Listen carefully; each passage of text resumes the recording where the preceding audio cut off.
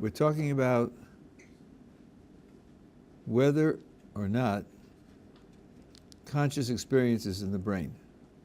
It's something the brain does. And that is the overwhelmingly most popular view in the scientific community.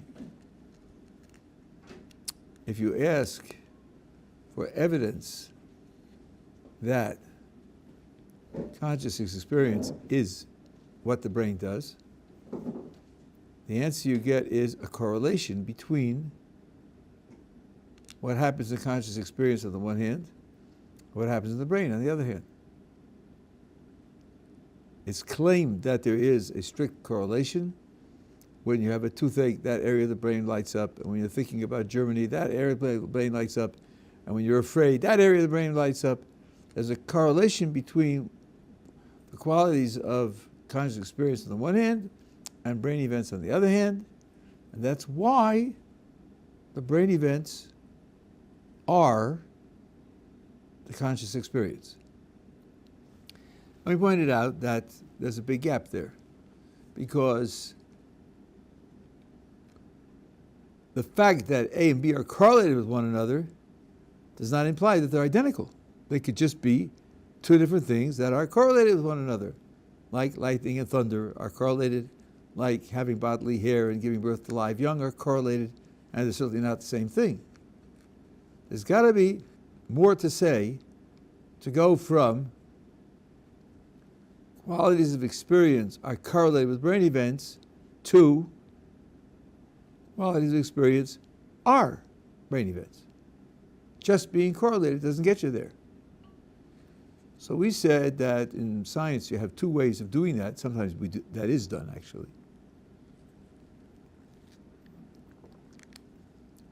And the two types of doing it are typified by two examples. One is sound and one is water. In sound, it works like this. Before the discovery of what sound is, that it's a systematic motion of air particles, before that discovery, all that was known about sound is what sound does, what kinds of things produce sound, what effect sound has, and how it behaves.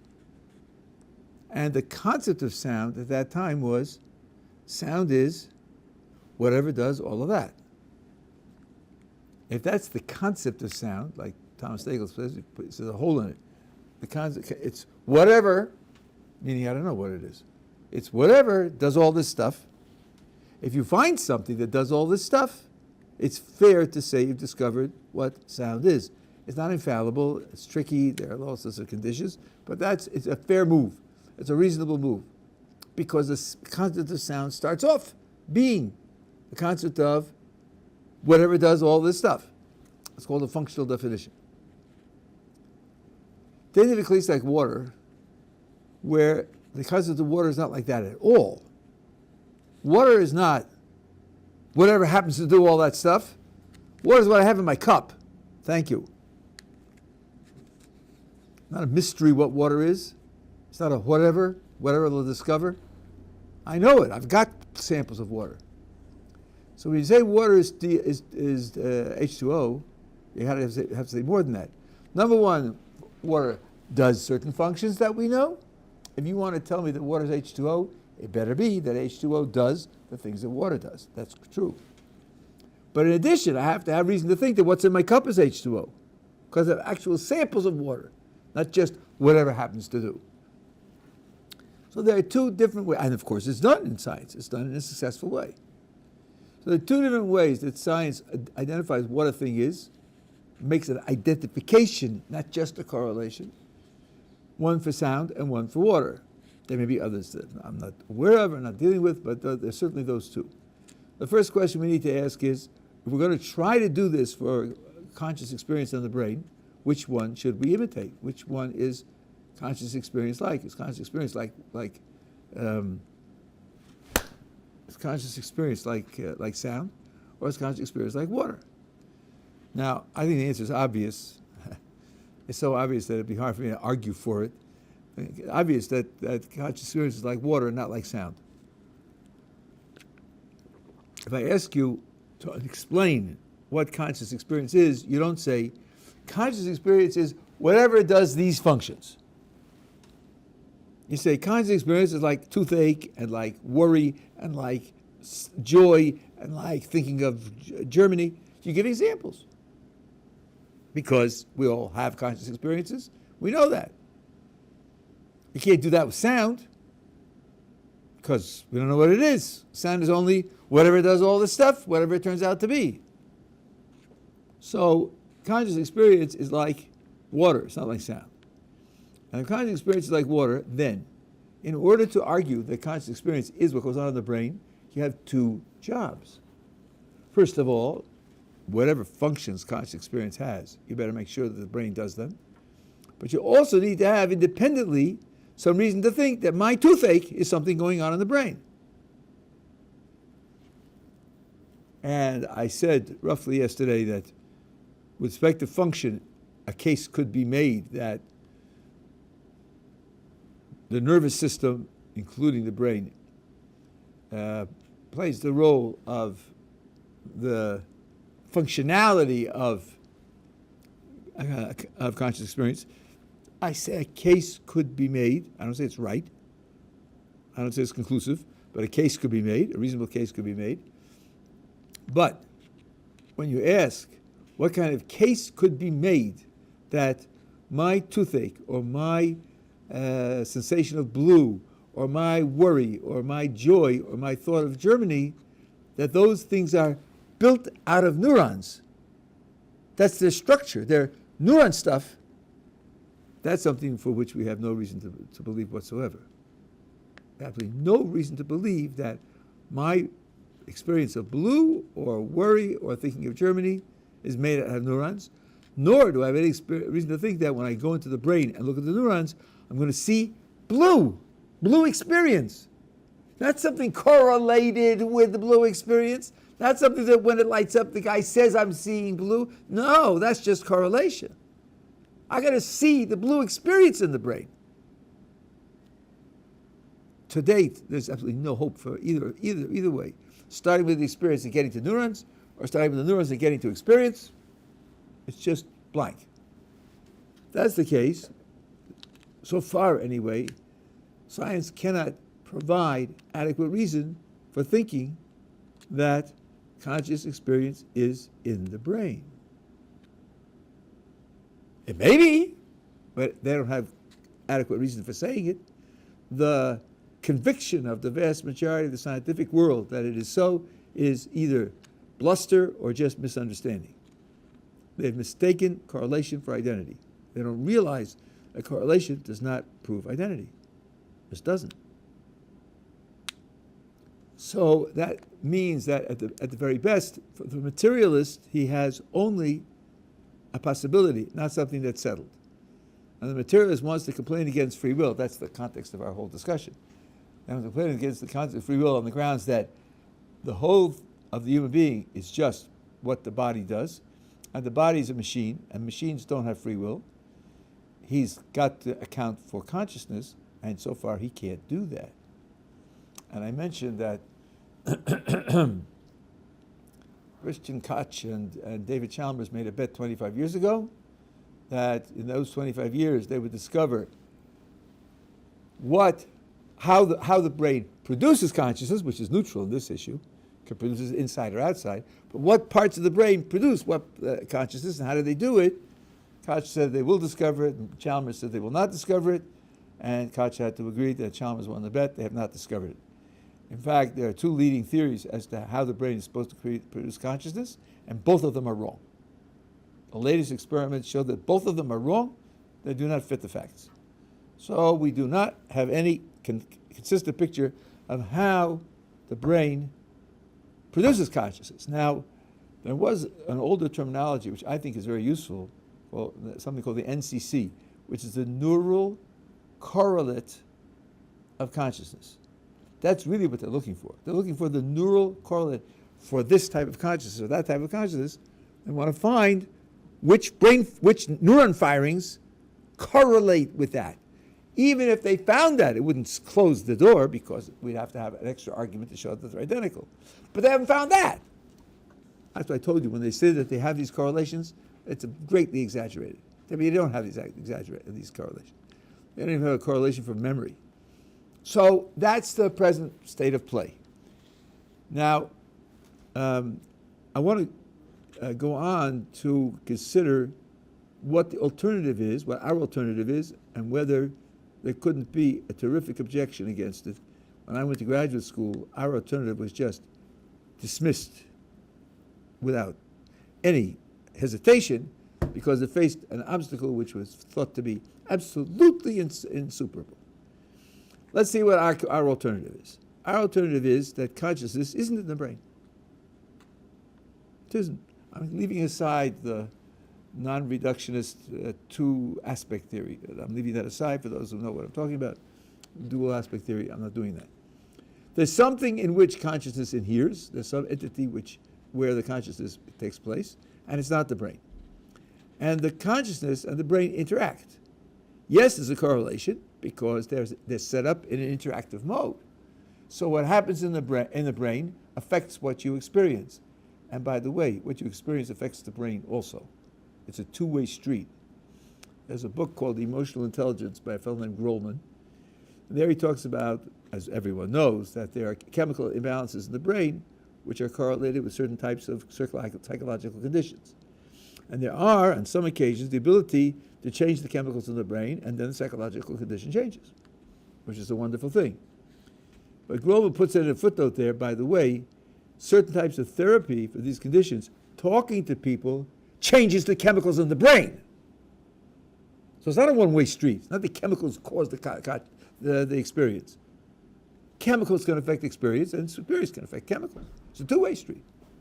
And that means that it's behaving like a correlation, the way a correlation should behave. Okay, so now the objection goes like this. Who was it who wrote the Introduction to Metaphysics? I'll think of his name, and he said that he made this objection. So, you're telling me that there's a something, let's call it the soul. They call it the mind, and it's not the brain, it's something else. And you're telling me that they interact with one another. Because we know for sure that when you have an effect on the brain, it changes the quality of your experience, like getting drunk or other things. And, this will be important later, the opposite is also is obvious from experience. When I decide to raise my hand goes up, almost always.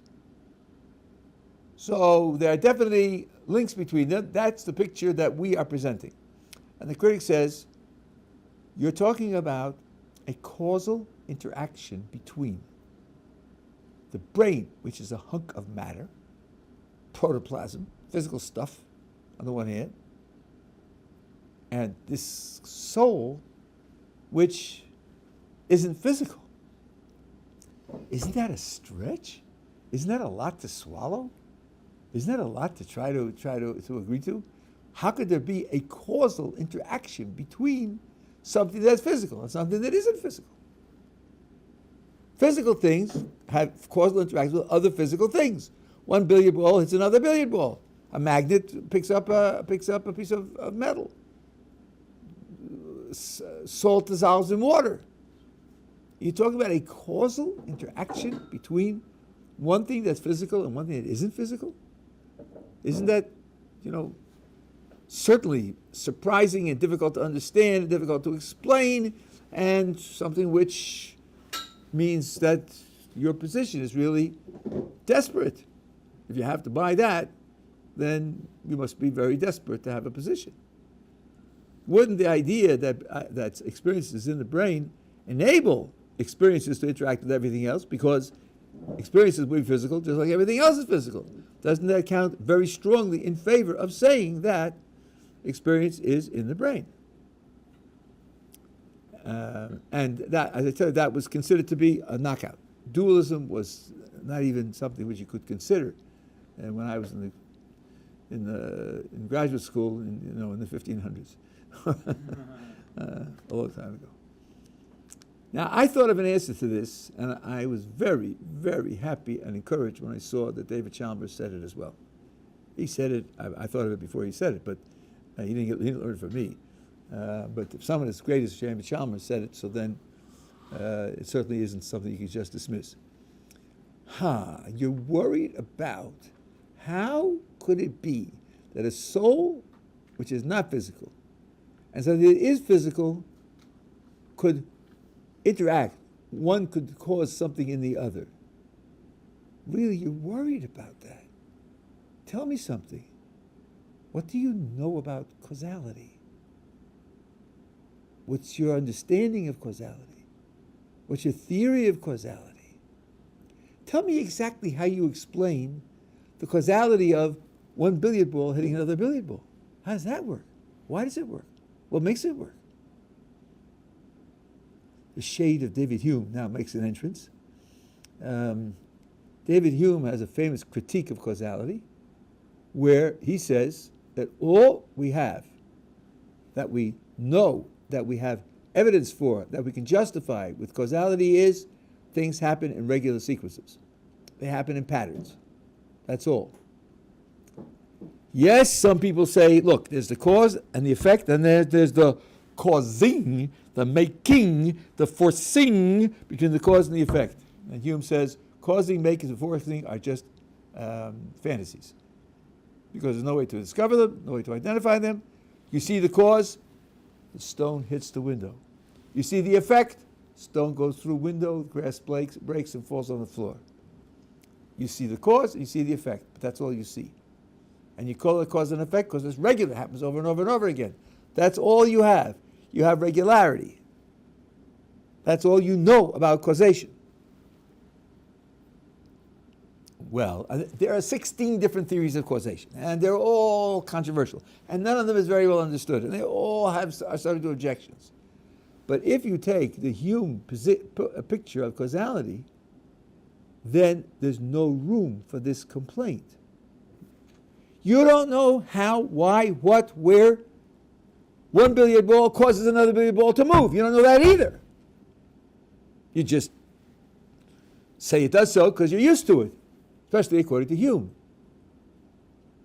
Well, as I told you 3.5 minutes ago, we are just as, or even more so, used to changes in the soul causing changes in the body because we live them all the time. Every time I pick up my hand, something in the soul causes something in the body. That's a correlation, a very strict correlation. If all I have for billiard balls is, well, every time this billiard ball rolls like this, then that billiard ball rolls like that. Every time I put the sugar in the water, then the sugar dissolves. Every time I plant the seed, then the plant grows. So every time I decide to pick up my hand goes up. It's exactly the same. It's just as regular or more regular than interactions in the physical world. There's no reason to complain, well, if consciousness is physical, we understand how it can interact with physical things, but if it's not physical, we can't understand how it could possibly interact. You don't understand how anything could possibly interact. You just see that it is so, and from the regularity, you call it a cause. Then there's no extra problem with the soul anymore so than just causal interactions between physical objects.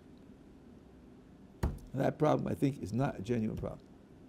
If you want to adopt one of the controversial alternative theories of causation and say that on the basis of that theory we have a problem, okay, but that's because you adopted that theory, not because that theory is proven or established or anything. You chose a premise, and from that premise we have a problem. Good. We don't choose that premise. Yeah. With that example that the Rabbi gave of raising the hand, what's the part of the soul in this action? What's the cause of it? The decision. The decision to raise your hand and the hand. Sorry? It's the soul. The soul makes the decision. Because all conscious experience is in the soul. That's where we're starting from, right? It's not in the body. And then the critic says, well, if it's going on in the soul, how could it affect the body? And the answer is, the question, how could it affect, is a question that applies to all correlations. No one knows how it could happen. We just see that it happens, we get used to it. No one has an explanation of how one billiard ball makes the other billiard ball move. All the explanations you give are question begging. Because they all depend upon something causing something else.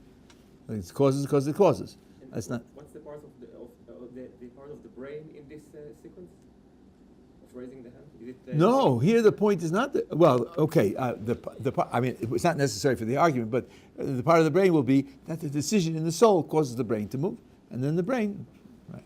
That's true. Yeah. I believe I may have missed the point, Rob, with a billiard ball making a billiard ball move. Can't that be explained through physics? All the explanations will start with we have things causing, and these things cause those. That's where the explanation starts from. It doesn't start before causation. It uses one causation to explain another causation. And when you go down to the bottom in physics, what you get is just things that happen. For example, let's say you're going to use molecules. But molecules are built of atoms. We use atoms. The atoms are built out of particles. Particles. Okay, let's take particles. Now let's take electrons. Electrons are negatively charged, right? And that means that they repel each other. Right. So you push them together. The closer they get, the harder you have to push them together, right? What explains that? What explains that happens? Nothing. I don't know. Well, neither does anybody else. But before the causation of the billiard ball hitting another, what would be before that causation? It's not a question of before. It's a question of what more do you have than you see that when one billiard ball hits another billiard ball, the second billiard ball moves in a certain way because that's the way it always moves. That's all you've got. That's all you know from observation. So Rob is saying we're assuming there's nothing more at play. It's a little less than that. It's that Hume's position was anything else that's in play you can't know about. But if you can't know about it, don't build it into your position. That's incompetent. I don't cancel out possibilities. That's very bold to say something's impossible. Right. But I have no reason to say that it exists. You don't build it into your philosophy. You have no reason to say that it exists. You only want to say things that are reasonable. Yeah. So you're saying essentially the electrical impulses that we detect in our brain are correlated to our actions? That's for sure, but I'm saying much more than that. I'm saying that the fact that a magnet picks up a piece of metal is just a correlation. So if you put electrical impulses on part of your body, you could cause that to move? We say cause, that's right. Question, what do we mean when we say cause? Now, Hume says, intuitively, this is the way we think. Well, there's an event called the cause, an event called the effect, and then there's number 3. The 3 is the causing, forcing, necessitating of the cause that makes the event, the effect happen. It pushes it and forces it to happen. So Hume says the cause is an event I can see, and the effect is an event I can see. Now you tell me there's a third thing, the forcing, pushing, necessitating of it. Well, can I see it with my eyes? If I had a really fast camera, I took 2,000 pictures per second, and a very fine camera, would I see a kind of purple fuzz, between the cause and the effect? And that purple fuzz is the causing? Is that that's what I would see? Certainly not. There's nothing there extra to see that's the causing. And then, of course, he says, well, if you can't see it, now how to take abstract intellect? Could the abstract intellect know it, like 2 plus 2 is 4? If so, you'd be able to predict causes without doing experiments, and you can't do that. So you can't see it, and you can't do it with your intellect, which means it's not accessible to you in the ways that you know things. If it's not accessible to you the way you know things, then you can't know that it is so. If you can't know that it's so, stop pretending. Don't put it into your philosophy. So are you just proposing that we don't know where consciousness originates from? Or do you propose we have a way of figuring out? No. You're going off into the stratosphere when I'm playing with pebbles. I'm just talking about cause and effect. All cause and effect. Billiard balls and explosions and sugar dissolving in water and electrons repelling one another. All cause and effect. All we have for cause and effect is things happen in regular patterns. That's all. Okay, so now if somebody says, if I take the position that the conscious experience is in the brain, then I understand how your conscious experience can interact with your body, because it's body and body, physical and physical. I understand that. But you religious know-nothings, you say that conscious experience is in the soul, and you say the soul is something that's not physical. you've created a gigantic mystery. How could it be that something in a soul could cause something to happen in a body? They're so different from one another. They're not in the same category even. How could causation go from one category to the other category? I'm in a great position because I'm physical to physical. But you're going from non-physical to physical. Doesn't that create a gigantic new mystery in your picture of the world? And my answer is, no, it doesn't, because you don't understand how it works physical to physical either. You don't think electrical impulses have anything to do with that? No, because the question is, how do you describe the electrical impulses? What do you say about them? What are you thinking about them? Now take two electrons. Two electrons negatively charged means they repel one another, right? When you push them together, the closer they get, the harder it is to push them together. Do you have an explanation for why that happens? You just see it in the laboratory. It's something that happens regularly. That's all you have. You don't have more than that. So if it's just something that happens regularly, and that's all you have, I have this regularly also. When I decide my hand should go up, it goes up. That's very regular. Crossing the ontological gap between the non-physical and the physical plays no role in applying causation, because in applying causation, all you have is patterns. That was David Hume's position. David Hume was very smart. Of course, so were the people who disagree with him. But he was very smart. And since there's at least one definition of causation for which there's no problem, if someone wants to raise the problem, he's got to presume a different concept of causation, which he can't demonstrate because all the, it's a field which hasn't been settled. That makes the objection much, much less serious. To make the objection, you've got to take sides on a very controversial philosophical issue. Okay, so I think that our position is not under attack from that point of view.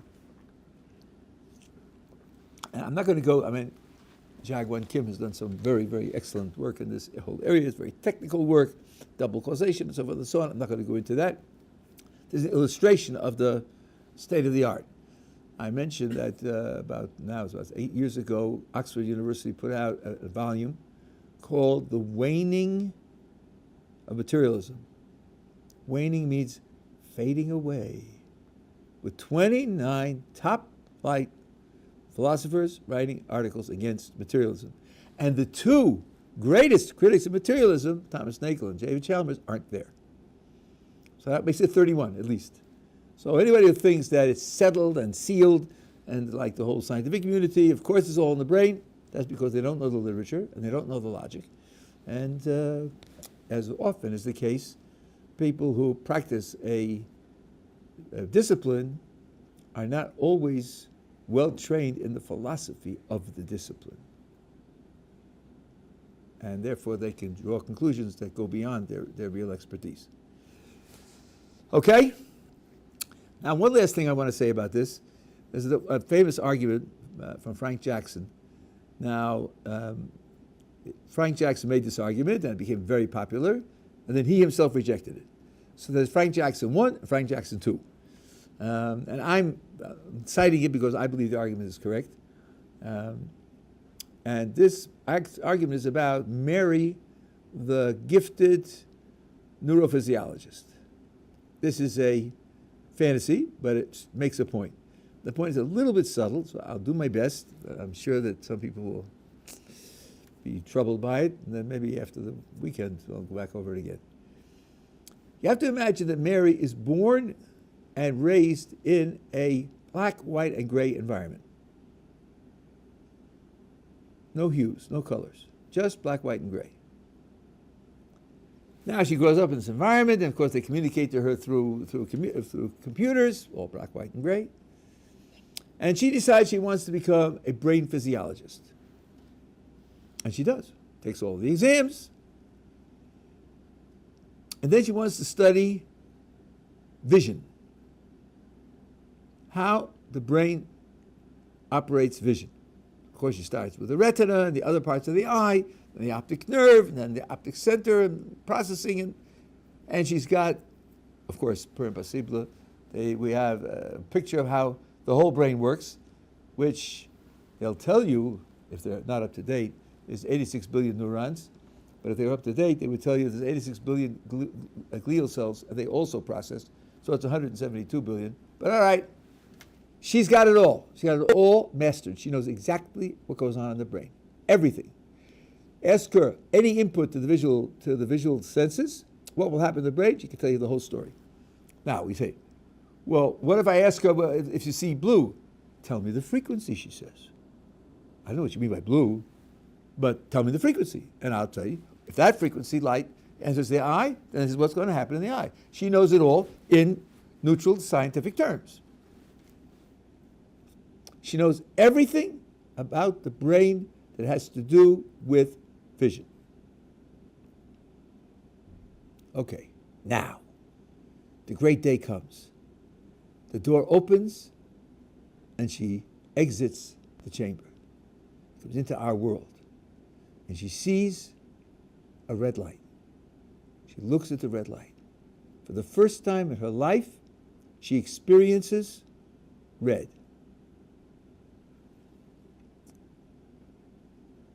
Jackson suggested that when she sees the red light, she now knows what red looks like. Before that, she didn't know what red looks like. She's picked up a new piece of knowledge. That's so obvious that the only one reason people are reluctant is say, well, where's he going to go with this? He's going to, take me down to the pit afterwards? And yeah, we are. But to deny it seems to be quixotic. Of course she learned something new. She didn't know what red looks like. Now she knows what red looks like. But before she left the room without color, she knew everything in the brain about color. She knew everything the brain does with color. Everything. If she knew everything in the brain that involved with color, and now she learned something new about color, about vision, what do you have to conclude? That this new thing that she learned is not in the brain. That's what the words say, ABC. I think a 10-year-old could understand this. If you say I got everything in the box, and I can see I've counted and correlated everything in the box, and the box is everything about Q.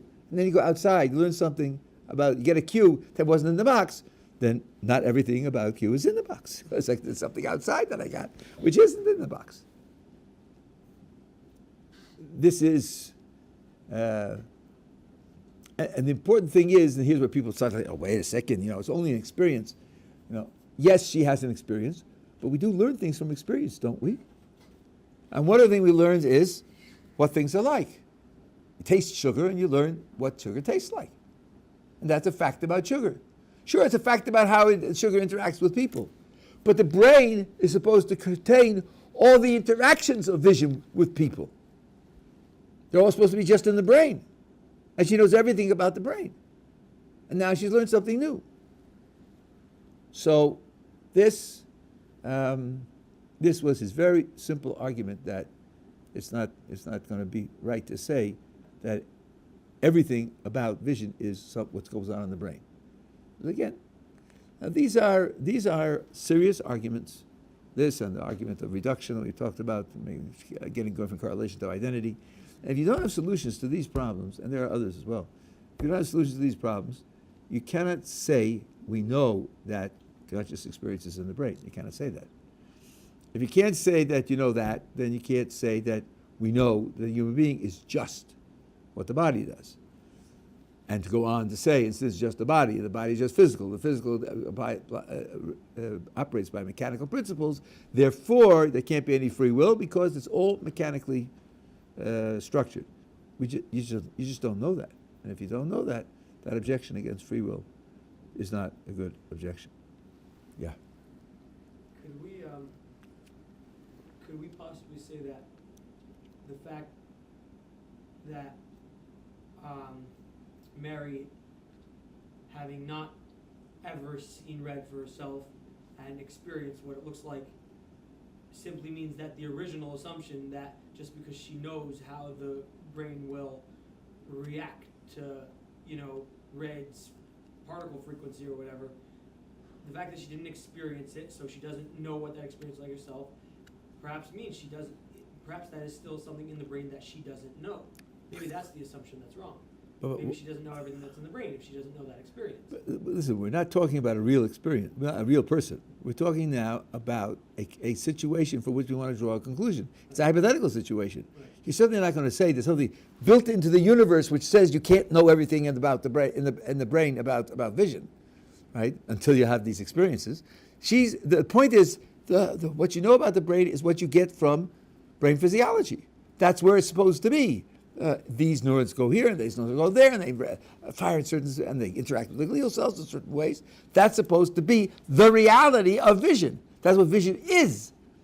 If that's what vision is, and you know all of those physical facts about what's going on in the brain, if you say that that's what vision is, and if you say you know all of the facts about the brain that are connected to vision, there's no reason why I can't make that supposition. It's not self-contradictory to say such a thing. From that, it follows she knows everything about vision, which means that when she goes outside, she can't learn anything new about vision. And she does learn something new. There's something wrong with the premises that we said.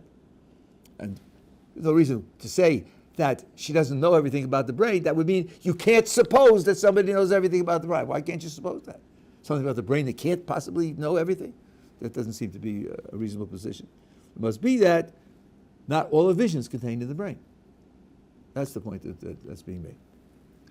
We can't simply posit that experience can't happen and it can't be known in the brain until you've experienced it. That wouldn't work. I mean, it's against the position that's trying to be defended. Their position is that it's the facts in the brain, which you find when you study the neurons and study the structures and study the fluids and you study the glial cells and all the rest of them. Those are the facts that are the facts of experience. That's we're going to find experience in the brain. That would have to mean that experience can give anything they can't learn, basically. Without the experience. No, it means these types of facts, which this theory says are vision, these types of facts can be learned without having experienced vision. Right? After all, I can study the brains of other creatures who have experiences that I don't have. I understand it very well. Dogs have hearing in a far greater range than human beings. You can study their brain. You can know exactly what it is in the brain that responds to the higher pitches that we don't hear. The fact that I don't hear it doesn't mean I can't see the brain stuff. I do that all the time. Yeah, you got a question? Yeah, Rabbi, if I understood it correctly, it's a bit like saying if someone study all the kinds of songs and music, then there's new song that can be so. There's a new song that can be out there that he don't know. I tried to compare that, like the one that studied the brain and know all the sequences. There's new sequences that the brain didn't get, so that's why she don't know can be existed. So it's no, but she's not studying her brain. She's not studying her brain. She's studying the brain of a person who does see red. He is seeing red. For her, it's just a frequency. But every frequency, she knows exactly what the brain does. So she already knows when she looks at the red light, she knows what's going on in her brain, but she still learns what red looks like, which she didn't know before. That's an important point. Maybe I should make that clear. She's not looking taking an MRI of her own brain and comparing it with what happens to her. You're right. Then she's missing that experience. She wouldn't know about it. No. It's like the brain of a person who has the totality of visual input, and she knows everything that happens on every visual input. And yet there's something about vision she doesn't know. These are serious problems. I know for many scientists, they're only philosophical problems. By definition, they're not serious. Okay. You have your view, we have our view. But certainly there's not a solid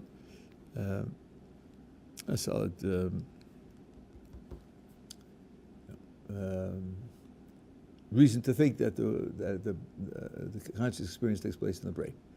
So that being the case, the dualist position is definitely a possible position.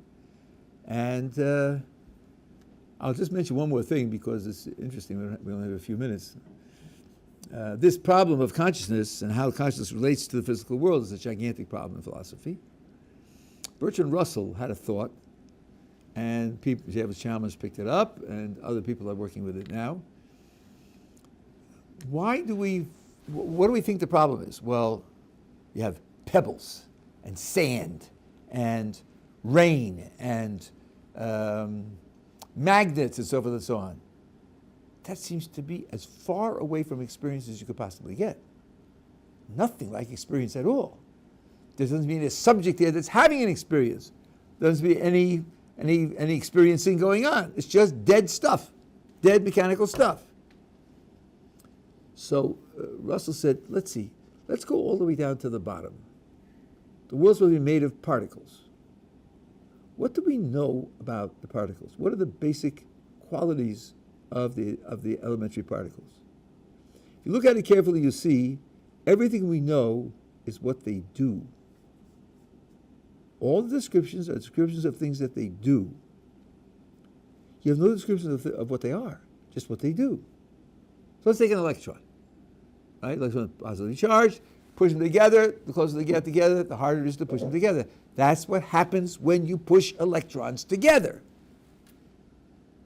And if you had an electron and a proton free, because one is positive, one is negative, then one would attract the other, and they would move spontaneously towards one another. And you have particles that have spin. That means when you bounce something off the particle, it doesn't bounce off straight, it bounces off at an angle because the particle has spin. Intrinsic spin, it's not going around, intrinsic spin. Okay, that's what happens when you bang something off the particle. Everything that we know about the most elementary building blocks of the universe is what they do. And by the way, these words might associate for you with other things, like what about God? We only know what he does, we don't know what he is. Yeah, it is similar, right? It can't be such a terribly intellectually incompetent position if that's all the science knows about its building blocks. That's just a footnote on a footnote. Okay, so now he says, well, if science tells me nothing about what they are, only about what they do, isn't it free for us to propose maybe they're all thoughts? They are thoughts. They are pieces of consciousness. That's what they are. Of course, an electron will have an extremely simple, one-dimensional, limited piece of consciousness, and a proton, and a pion, a muon, and all the rest of them. They'll have very pieces of consciousness.